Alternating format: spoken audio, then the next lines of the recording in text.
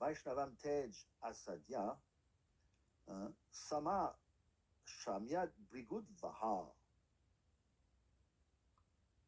Okay, I read. O Shanaka, glory of Brigu's family.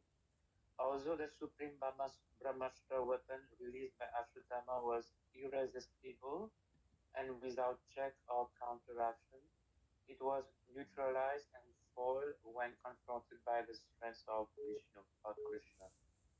Yeah. See, this is very interesting because remember, uh, what is the verse 1427? Uh, what is it? Brahmanohi pratishtaham. What is Brahman? Brahmanohi pratishtaham. 1427. Krishna says, remember, the Brahman is the effulgence of my body. So, and he says, Brahmanohi pratishtaham. I'm beyond the Brahman. I'm para Brahman. The Brahman comes from me. So it's very simple. All effulgence comes from Krishna. What is Brahmastra? Brahmastra is an effulgence. It's a very powerful effulgence, way more powerful than atomic bombs.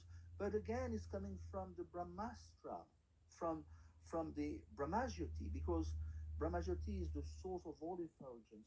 So it's piece of cake for Krishna to withdraw it, to neutralize it, because he is the source himself. Brahmajyoti is the source of all Brahmastra, because this is the greatest effulgence ever. You follow? So this is Prabhu, so why is those who uses Brahmastra they have to ask permission from Lord Brahma, worshipping then say mantra that release that weapon? yeah, because remember, Brahmastra are meant to be used in a Vedic way, in a virtuous way. That is why, remember, Indradev, the father of Arjuna, he said, be careful.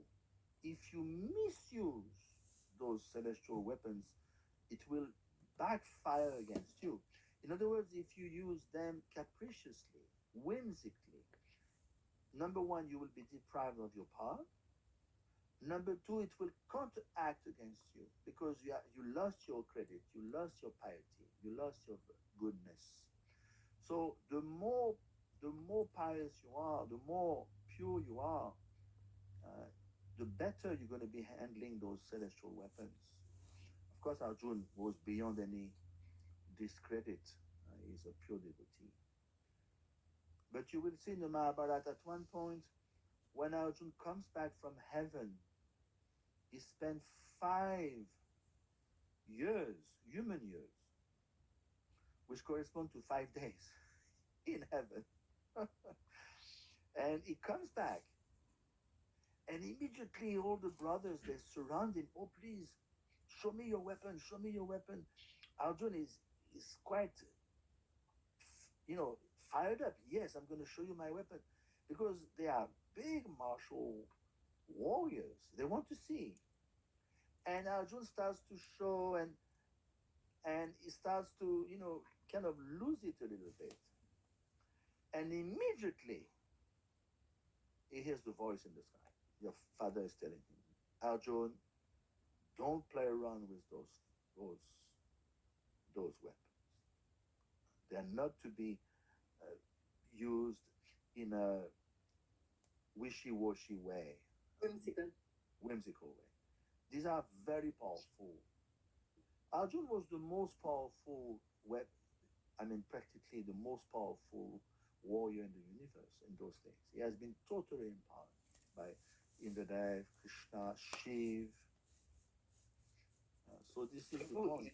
Yes. Is there any connection to Brahmastra and Lord Brahma? Just like Pashupati is connected with Lord Shiva. Yeah.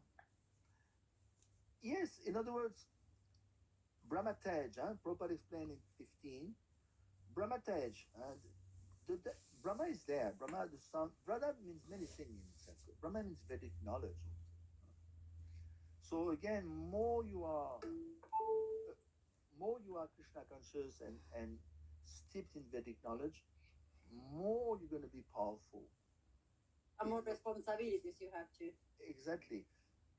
In your respective capacity, if you are Kshatriya, you're going to be endowed with immense power.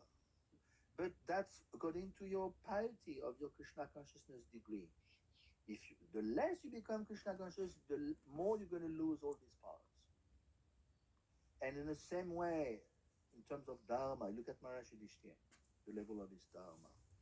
He has never been deprived of his wisdom, of his tej. Tej means your effulgence. A real Brahmin is effulgent. It's called Oja or Tej.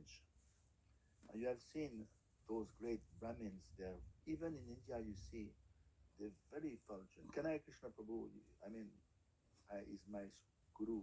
Shastra Guru is very effulgent because he's very powerful.